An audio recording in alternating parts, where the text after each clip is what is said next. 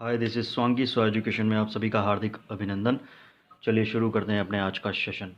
देखिए, हम लोग एक्सरसाइज 4.1 कर रहे थे।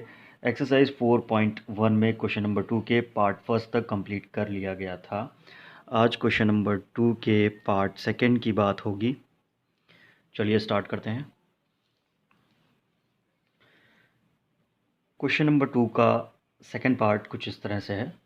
दो क्रमागत धनात्मक पूर्णांकों का गुणनफल, यानी गुणनफल जो दिया है वो दिया है 306। तो हमें उन पूर्णांकों को ज्ञात करना है। क्वेश्चन नंबर 2 का ये रहेगा पार्ट सेकंड। देखिए, दो क्रमागत धनात्मक पूर्णांक, ठीक है, कैसे होंगे? क्रमागत, क्रम से आने वाले धनात्मक पूर्णांक क्या होंगे?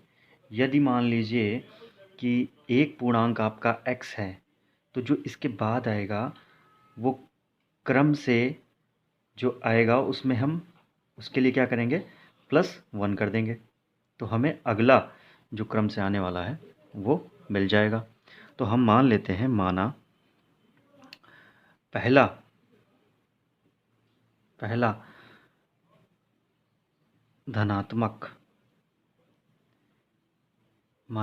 धनात्मक पूर्णांक x है,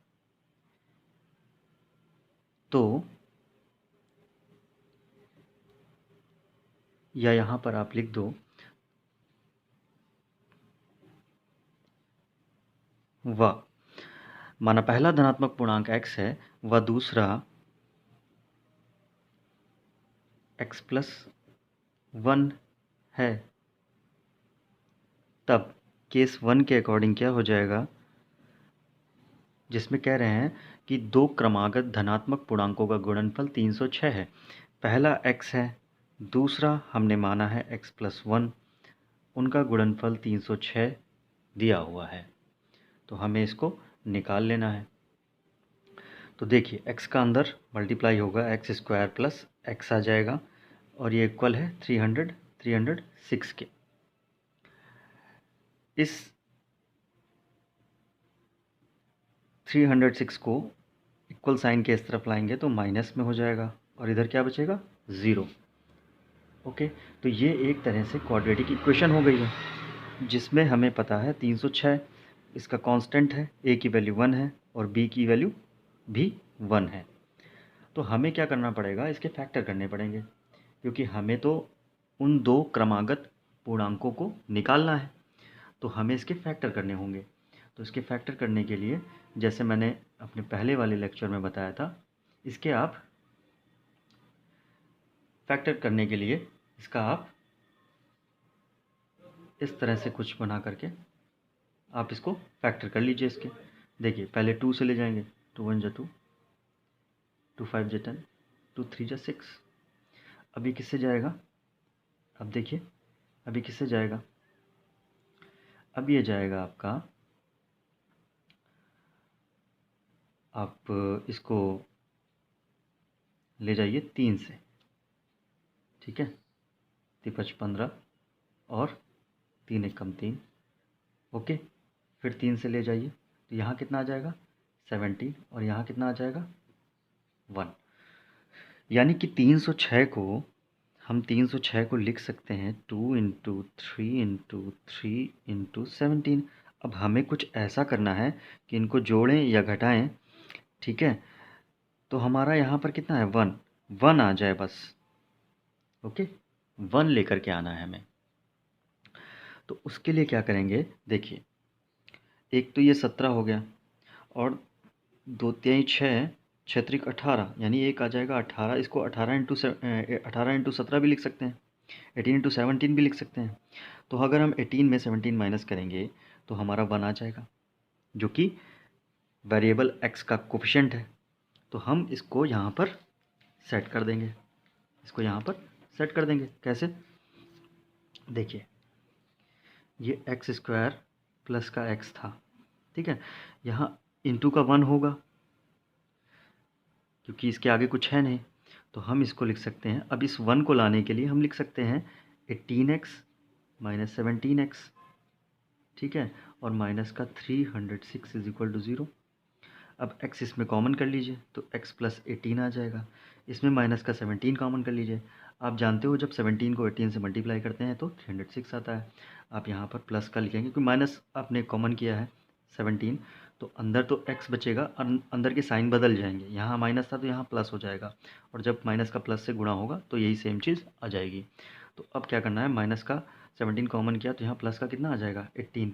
ध्यान रखिएगा दोनों में चीज़ कॉमन आनी चाहिए। जब ये दोनों में कॉमन आ जाएगी, दोनों में, तो x प्लस 18 क्या हो जाएगा, उभयनिष्ठ कॉमन हो जाएगा, दोनों में कॉमन हो जाएगा और x माइनस 17 आ जाएगा। ये बराबर है 0 के। एक बार x प्लस 18 को, ऐसी कंडीशन में देखिए क्या करते हैं, एक बार x प्लस 18 को हम बराबर करेंगे 0 के तो हमारे x की वैल्यू निगेटिव आ जाएगी, और एक बार x माइनस 17 को बराबर करेंगे 0 के तो x की वैल्यू कितनी आ जाएगी, पॉजिटिव। अब आप जानते हो हमें प्रश्न में दिया गया था 2 क्रमागत पूर्णांक तो थे लेकिन वो क्या थे, धनात्मक थे, तो हमें निगेटिव वाला छोड़ देना है, हम लेंगे पॉजिटिव वाला। यानी x की वैल्यू जो पहला पूर्णांक होगा, x की वैल्यू जो आएगी वो आएगी 17, तो दूसरा ये हो जाएगा पहला पूर्णांक, और दूसरा पूर्णांक क्या था, x प्लस 1 था, यानी 17 प्लस 1 यानी कितना आ जाएगा 18। तो ये आंसर हो जाएगा 17 और 18, ठीक है। तो वो जो 2 क्रमागत धनात्मक पूर्णांक थे वो 17 और 18 है, ठीक है। ये हमने निकाल लिया। क्वेश्चन नंबर 2 का सेकंड पार्ट कंप्लीट हो चुका है। अब हम लोग क्वेश्चन नंबर 2 का थर्ड पार्ट पढ़ते हैं। पढ़िए आप लोग अपनी बुक में, देखिए क्वेश्चन नंबर 2 का थर्ड पार्ट क्या कह रहा है, रोहन की माँ, रोहन है उसकी माँ है, तो रोहन की माँ उससे 26 वर्ष बड़ी है, ठीक है, और उनकी आयु वर्षों में गुणनफल अब से 3 वर्ष पश्चात 360 हो जाएगी। हमें रोहन की वर्तमान आयु ज्ञात करनी है। देखिए क्वेश्चन नंबर 2 का थर्ड पार्ट, पहले तो आप क्या करो, रोहन की वर्तमान आयु, रोहन की जो प्रेजेंट एज है वो आप मान लीजिए x वर्ष है, ठीक है, वर्ष है, x वर्ष है। रोहन की माँ की आयु, रोहन की जो मदर है उसकी आयु देख लीजिए, ठीक है, वो कितनी हो जाएगी, क्योंकि देखिए रोहन की माँ उससे 26 वर्ष बड़ी है, यानी एक तरफ रोहन है और उसकी माँ है, तो रोहन की जो एज है वो उसकी माँ से, सॉरी, रोहन की माँ उससे 26 वर्ष बड़ी है, यानी उसकी जो मदर की आयु है वो रोहन से 26 वर्ष ज़्यादा है, ठीक है।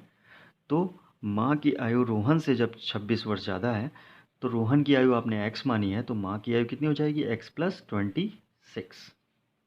ओके, ये हो गया। अच्छा, अब कह रहे हैं प्रश्न में कि उनकी आयु वर्षों का गुणनफल अब से 3 वर्ष पश्चात 360 हो जाएगा।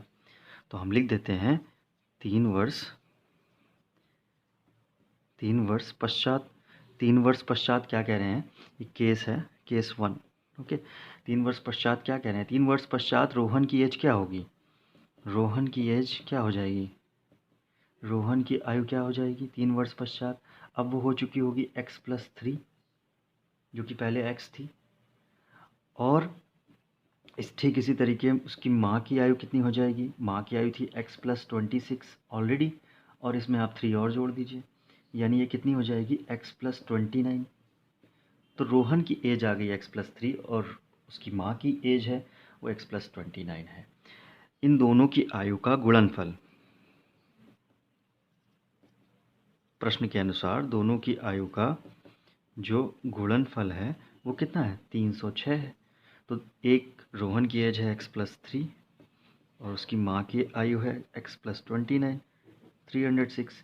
तो यहाँ से हम क्या करेंगे, x की वैल्यू फाइंड कर लेंगे, ठीक है।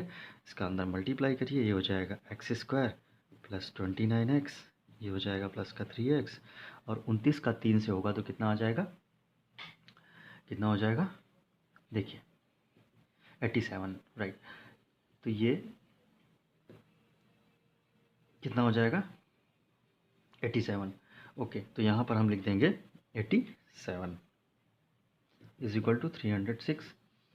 यहाँ से हो जाएगा एक्स स्क्वायर प्लस, आप यहाँ पे 29 और 3 जोड़ दीजिए, 9 3 12, यानी हो जाएगा 32x। और ये 87 उधर ले जाइए, 306 में माइनस कर दीजिए 87, तो ये कितना हो जाएगा 273 एक्स स्क्वायर प्लस 32x। इसको इधर ले आएंगे तो ये माइनस का हो जाएगा, बराबर हो जाएगा 0। इसको सॉल्व कर लेना है हमें, इस इक्वेशन को सॉल्व कर लेना है। ठीक इसी तरीके से इसके भी फैक्टर करेंगे और x की वैल्यू निकाल लेंगे। देखिए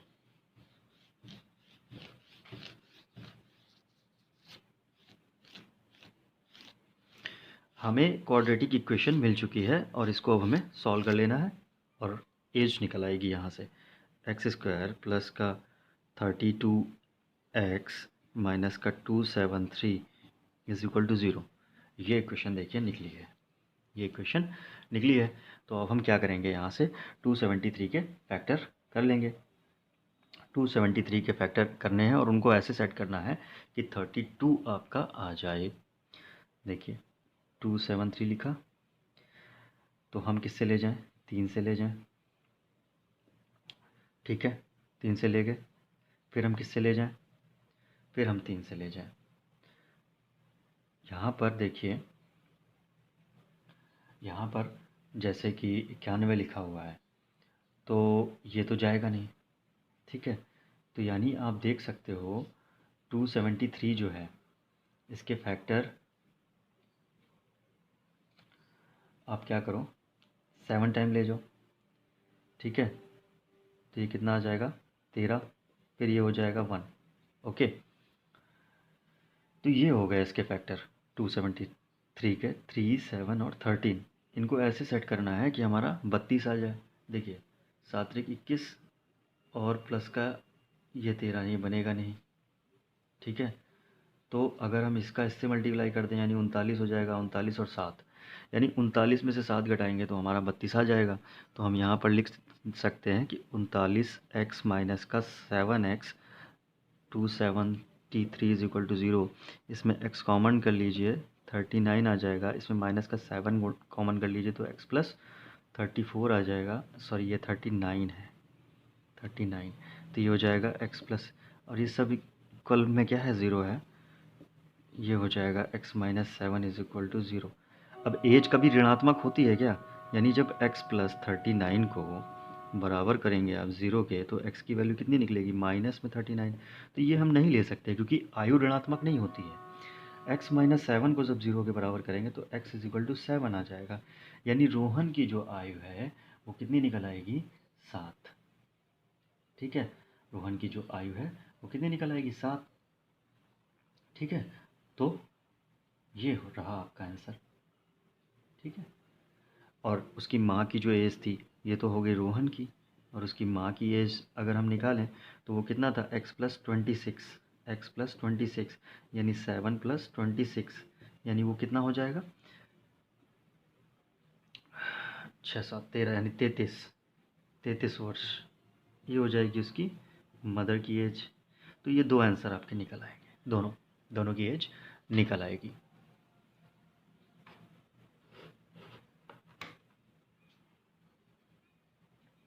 ओके,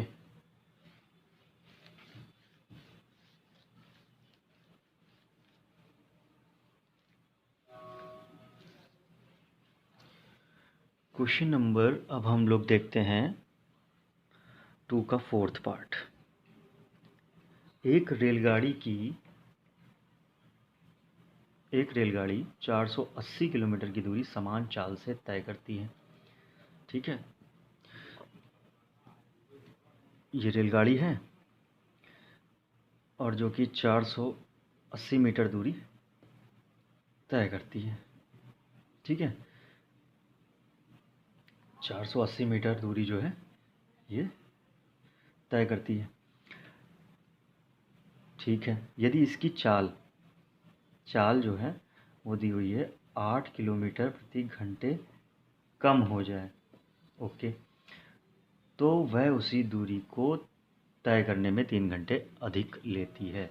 जाहिर सी बात है, जब आप किसी ऑब्जेक्ट की चाल कम कर दोगे तो उसको ज़्यादा टाइम लगेगा, तो वो कह रहे हैं कि अब उसको 3 घंटे अधिक लगते हैं।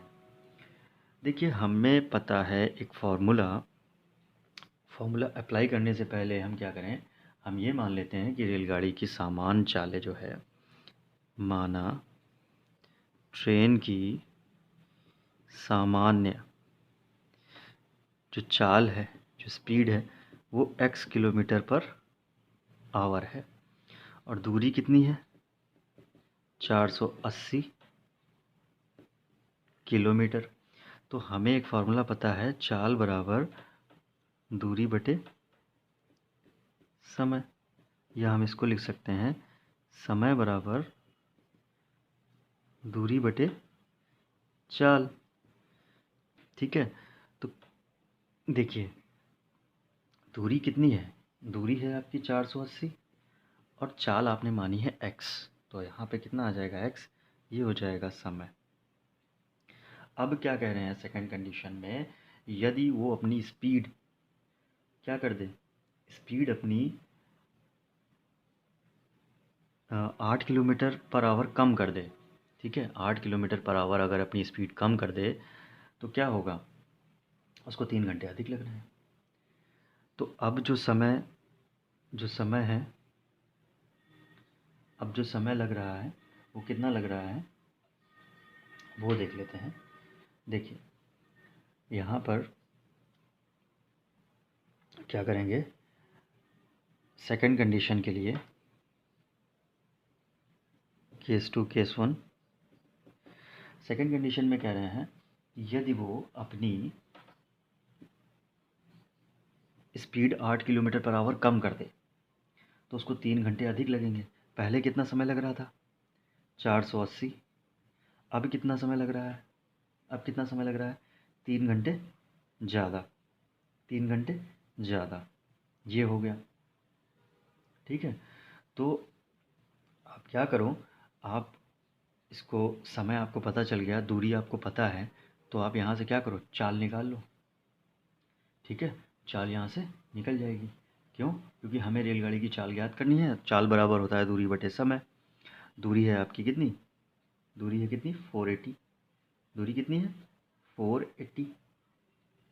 अच्छा, अब उसको क्या है कि अब उसको 3 घंटे अधिक लग रहे हैं। ठीक है, तो 3 हमने इसमें जोड़ दिया। ठीक है, और स्पीड हमारी क्या थी, देखिए इस कंडीशन के हिसाब से समय तो ये निकल आया। अब हम क्या करें, अगर हम यहाँ पर समय जो निकला है, जो चाल निकली है, यानी अगर हम डिस्टेंस की बात करें, डिस्टेंस यानी दूरी निकालें अगर हम, तो दूरी बराबर क्या होता है, चाल गुणे समय। दूरी बराबर क्या होता है, चाल गुणे समय। दूरी तुम्हें पता है कि दूरी नहीं बदल रही है, दूरी 480 मीटर ही है। चाल जो है वो पहले थी x, लेकिन अब कितनी हो गई है, x माइनस 8, क्योंकि अपनी स्पीड उसने कम कर ली है। और समय अब कितना लग रहा है, इतना 480 बटे x प्लस 3। ये एक इक्वेशन बन गई है, इसको आप सॉल्व कर लेंगे तो x, ये जो इक्वेशन फॉर्म हो जाएगी वो क्वाड्रेटिक इक्वेशन में हो जाएगी और x की वैल्यू वहाँ से निकाल लेनी है, क्योंकि तुम्हें रेलगाड़ी की चाल याद करनी है। तो ये मैं सब इरेज कर रहा हूँ।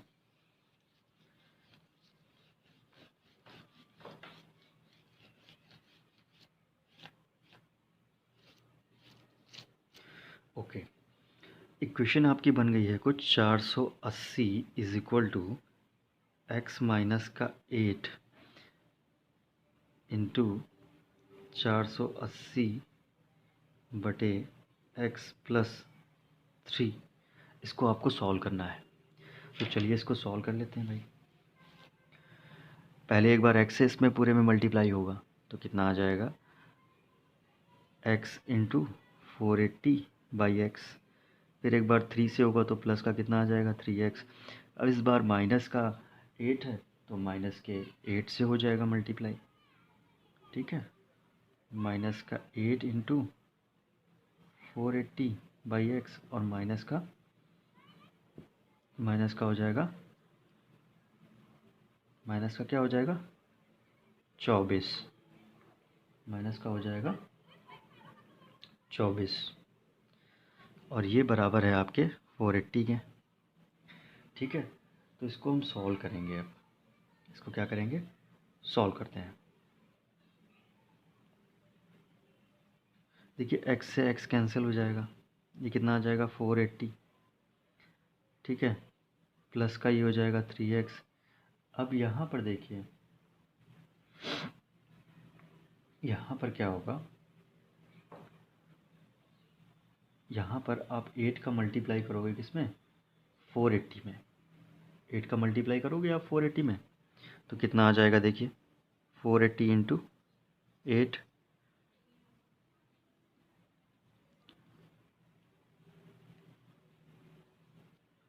ये आ जाएगा 3840।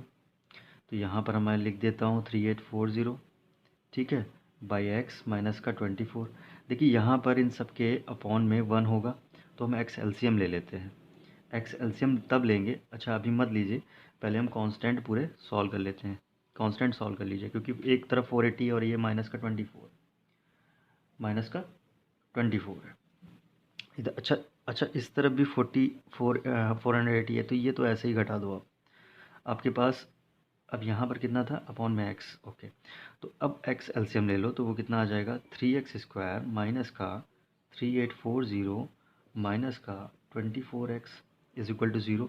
या हम इसको इस तरह से भी लिख सकते हैं कि 3x² माइनस का 3840 माइनस का 24x इज इक्वल टू 0। ठीक है, इसमें देखिए 3 कॉमन कर लीजिए आप, तो इक्वेशन आपकी छोटी बन जाएगी। ठीक है, ये आ जाएगा 1280, ये हो जाएगा 8 24 8। ठीक है, और एक्स तो कॉमन किया नहीं था, क्योंकि एक्स कॉमन है भी नहीं। ये 3 को इधर आएगा तो डिवाइड में हो जाएगा, जो कि 0 के ही इक्वल होगा। अब आपके पास इक्वेशन आ गई ये, अब आपके पास जो इक्वेशन आ गई है वो आ गई है ये। ठीक है,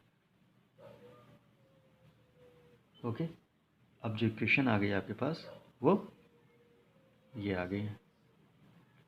ओके, ठीक है, तो अब हम क्या करेंगे, इसको सॉल्व कर लेंगे। इसको सॉल्व करेंगे तो देखिए, अगर आपके में आंसर यही दिया है कि क्वाड्रेटिक इक्वेशन में ही सिर्फ लिखना है, तो वो तो यहीं पे ही छोड़ दीजिएगा आप। नहीं तो आप क्या करिए, 1280 के आप फैक्टर करिए, जैसे मैंने पहले कराए थे।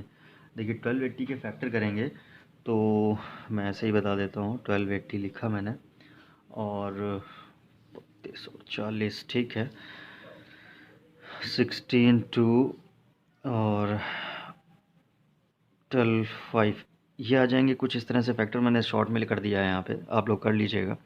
तो एक तो हो गया 32 और एक हो गया 60। देखिए 60 में से, सॉरी ये 12×5 = 60 हो गया ना, ये नहीं होगा। आप यहाँ पर लिख सकते हो 20×2, 20×2, यानी ये कितना आ जाएगा, अब इस 39 32 और 40 इसके फैक्टर हो जाएंगे, 40 में से 32 घटाएंगे तो 8 आ जाएगा। तो यानी हम यहाँ पे लिख सकते हैं, देखिए माइनस का 8x है, माइनस का 8x है। तो यदि आप एक काम करो, यहाँ पर माइनस आप कॉमन कर लो, या तो माइनस को उधर भेज दो, या फिर ठीक है, आप यहाँ पर ये भी लिख सकते हो, आपको माइनस का 8x लाना है, तो आप यहाँ पे लिख सकते हो कि माइनस के 40x में से हम आ, अपना प्लस का 32x घटा रहे हैं। ठीक है, तो ये हो जाएगा। अब यहाँ पर x कॉमन कर लो। देखिए मैं आपके साथ लाइव सॉल्व करता हूँ। ठीक है, मैं पहले से इस चीज़ का कोई सल्यूशन नहीं है जो मैं देख देख करके आपको बताता रहूँ, तो इस वजह से कैलकुलेशन में तो थोड़ा टाइम लगेगा, और मैं शॉर्ट भी कर सकता हूँ, अदरवाइज़ फिर शॉर्ट करूँगा तो फिर आपको समझ में ही नहीं आएगा। यहाँ पर देखिए एक्स कॉमन करेंगे आप, तो x-40 आ जाएगा एक। यहाँ पर आप जब कॉमन करोगे कितना 32, तो कितना आ जाएगा x माइनस का कितना आ जाएगा 40। तो x माइनस का 40 पूरे में से कॉमन हो जाएगा, और x प्लस का 32। हमने तो रेलगाड़ी की चाल मानी थी x, तो x को एक बार इसके बराबर करेंगे तो x इज इक्वल टू 40 आ जाएगा पॉजिटिव, और इसको जब इसके बराबर करोगे 0 के तो वो निगेटिव आ जाएगा। चाल ऋणात्मक नहीं होती है तो ये वाला छोड़ देंगे तो ये ले लेंगे। तो रेलगाड़ी की जो सामान्य चाल है वो 40 किलोमीटर प्रति घंटे आ जाएगी। ठीक है, यदि आंसर आपका सिर्फ क्वाड्रेटिक इक्वेशन उन्होंने बनानी थी तो इतना ही रहेगा, लेकिन अगर चाल तुम्हें रियली में स्पीड ज्ञात करनी है ट्रेन की तो वो इतनी आएगी, कितनी, 40। ओके, ये हो गया। देखिए एक्सरसाइज 4.1, एक्सरसाइज 4.1 का ये जो क्वेश्चन था वो लास्ट क्वेश्चन था। ओके, नेक्स्ट एक्सरसाइज 4.2 में हमें गुणनखंड विधि से निम्न जो भी द्विघात समीकरण जो भी दी होंगी उनके मूल ज्ञात करने रहेंगे। तो नेक्स्ट वाली जो एक्सरसाइज है उसमें हमें रूट्स फाइंड आउट करने होंगे। तो कुछ यही गुणनखंड विधि जो अभी फैक्टर मेथड है, यही मेथड वहाँ अप्लाई करेंगे तो हमें फैक्टर्स पता चल जाएंगे। तो अपने नेक्स्ट वीडियो लेक्चर में हम लोग एक्सरसाइज 4.2 के बारे में बात करेंगे। सो ये आपकी एक्सरसाइज थी, एक्सरसाइज 4.1 वो कंप्लीट हो गई है। So this is Sonki signing of.